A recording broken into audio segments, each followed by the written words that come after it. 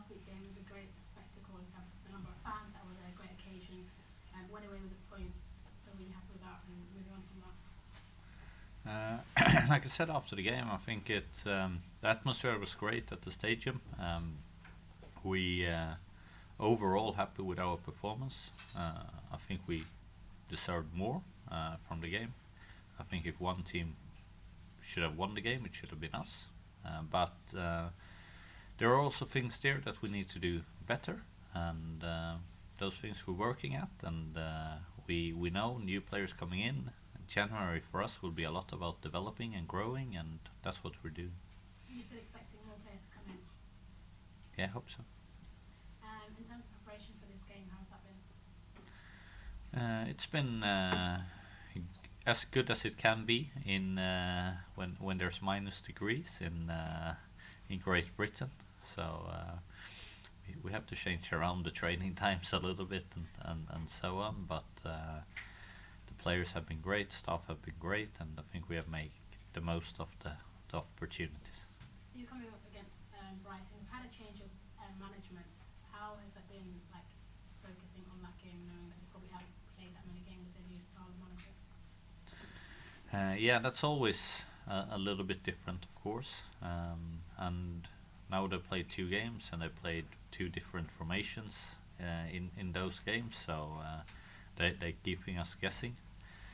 Main focus is ourselves, of course, but there are some things we need to take into account. You can see that it's a really hard-working Brighton team. Maybe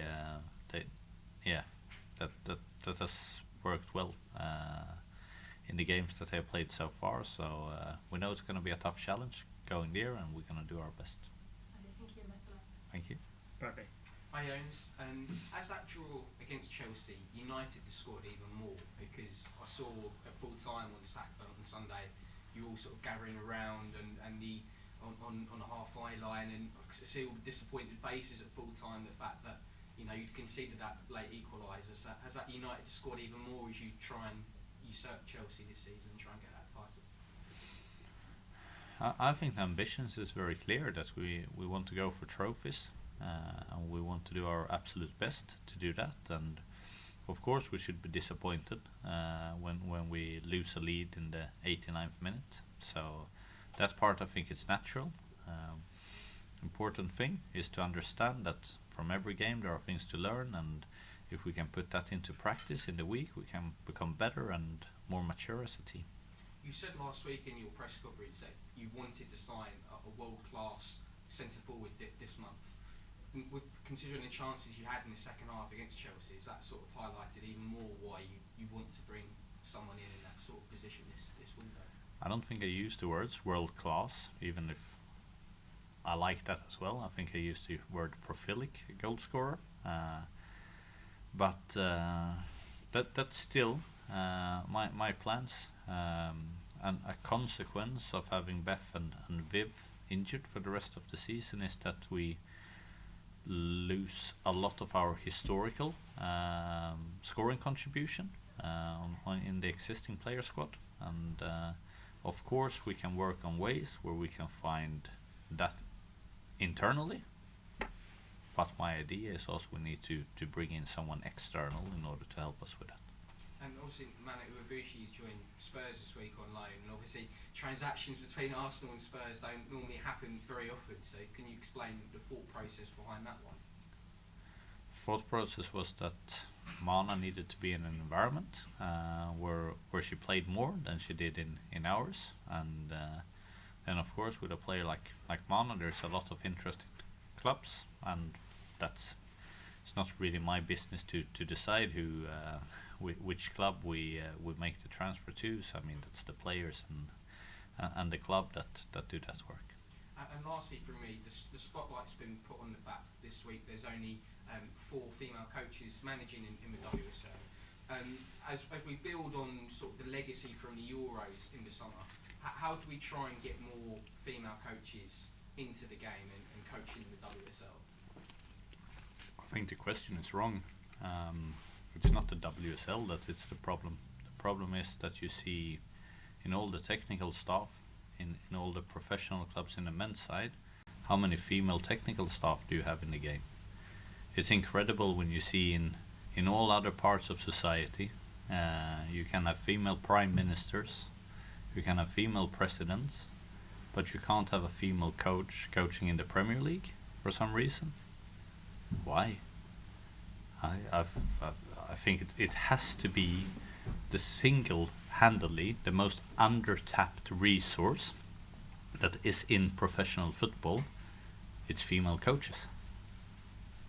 There is no reason why you can't be female and be a top coach. So you're absolutely right with the numbers that it's a big problem that there are not more female coaches, but that's not the WSL in isolation. That's the whole game, and that part I can't get my head around how that is possible. That still now that nothing happens, and that people are very content with that nothing is happening. That's great. Thank you very much. Best luck this weekend. Thank you. Thank you. Thanks, Bradley. Art? Hi, Jonas. One on incomings but not players. I saw in your program notes about Patrick, hopefully I pronounced this correctly, Winquist. Winquist. Winquist. Yeah, so it some was lessons. okay. Yeah. I have some lessons. Very good. Coming in as a set piece coach, I know we've spoken about set pieces quite frequently at times with Leanne and Sebastian focusing on them. So I was just curious what's kind of the thought behind that addition.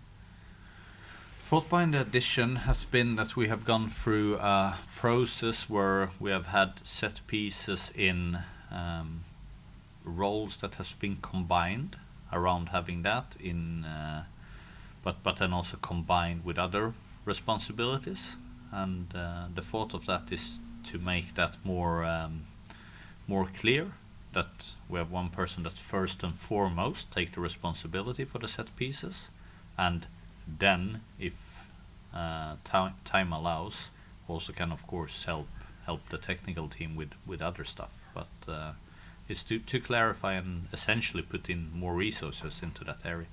And is it right in saying he was the first person who gave you a role as a coach?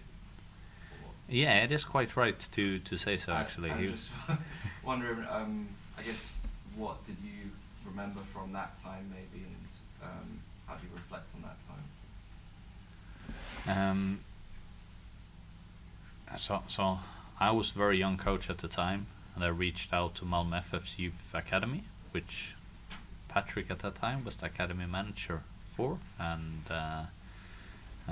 they were advertising for people to help with their initial stages, like under 5 to under 7 and so on. So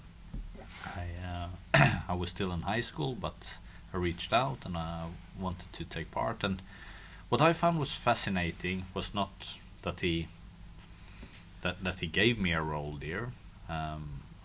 What I found was fascinating was how much you can grow with responsibility.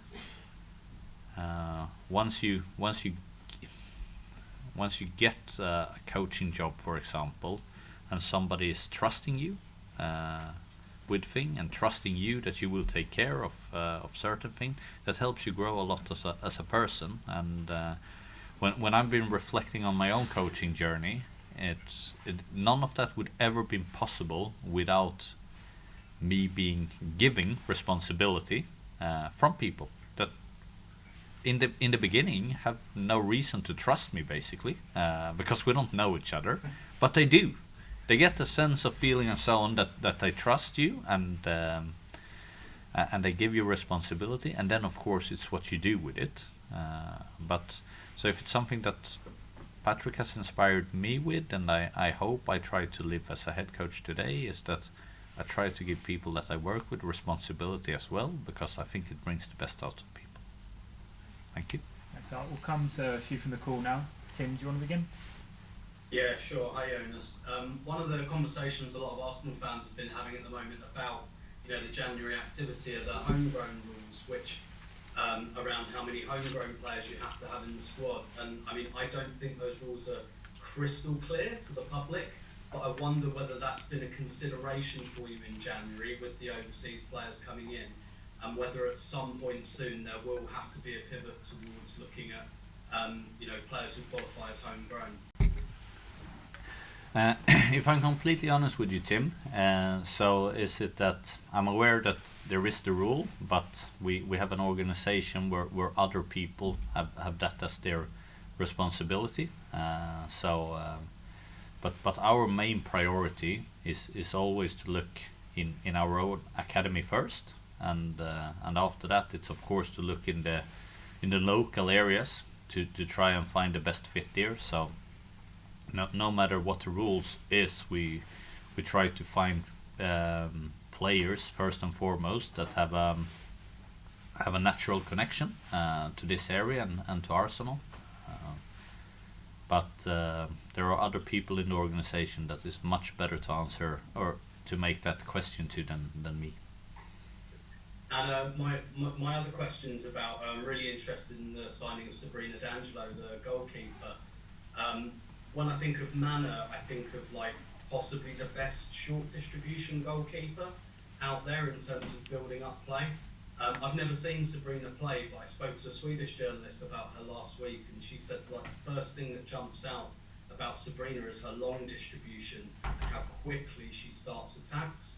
And actually, maybe I don't think of those things in Mana, and I wondered how much of a priority those qualities in Sabrina were when you were looking for a goalkeeper. Like, were you looking for those qualities and came to Sabrina, or did you come to Sabrina and think, well, she's got those qualities as well? I mean, I've seen Sabrina play a long time since she's been in Sweden, of course. And she's a qualitative goalkeeper all the way around. But I think you're making a very fair point in saying those qualities that she has in her distribution, they add something else that we didn't have as strong before in the team, and that's of course always very pleasant as a coach, because that gives you that opportunity to select players on what can fit the match that you have ahead. That's what Joe used to do. He used to rotate his goalkeepers on that basis. Thanks, Jonas. I'll speak to you Sunday. Cheers, Tim. Dan? Hey, that's hope you well. I just want to ask, I know you came up against James Stewart previously when you were at Rosengard. What were your kind of memories of kind of playing against his teams? And, obviously there's a difference between his squad now at Brighton and Bayern, but, can you take anything from the way that he played with Bayern Munich? It's a good question. What you could see in Bayern Munich and what you can see here in Brighton is that his team has very clear ideas on how they want to do things, both in open play and in set pieces. So, and they are very committed to trying to achieve that idea together. So, but then, of course, like any coach, he will have to change those ideas depending on what the squad he has to work with. And I mean, he's new, so I think even if he's tried 2 formations here now, I still think he learned a lot of things from the West Ham game, and those things, of course, he will try now against us to do. So that's always the difficulty when you're playing a new coach, because they will keep progressing quickly. So you can't only base your predictions on how they're gonna play based on their last game. You have to see some kind of trajectory where the team is going in order to try and see where you think what's a plausible guess how they will play against you. Yeah, that's great. Best of luck for the weekend. Thank you. Thank you. Thanks, Dan. Last one then from Asif. Hi, listen, Dan just asked a question I was going to ask about Jens, but I'll ask you instead about Gio Clearance and how you saw her role. But for the injuries to Beth and Viv, would Gio record her for Everton? And now, do you see her as someone to start games or someone to make an impact as a substitute?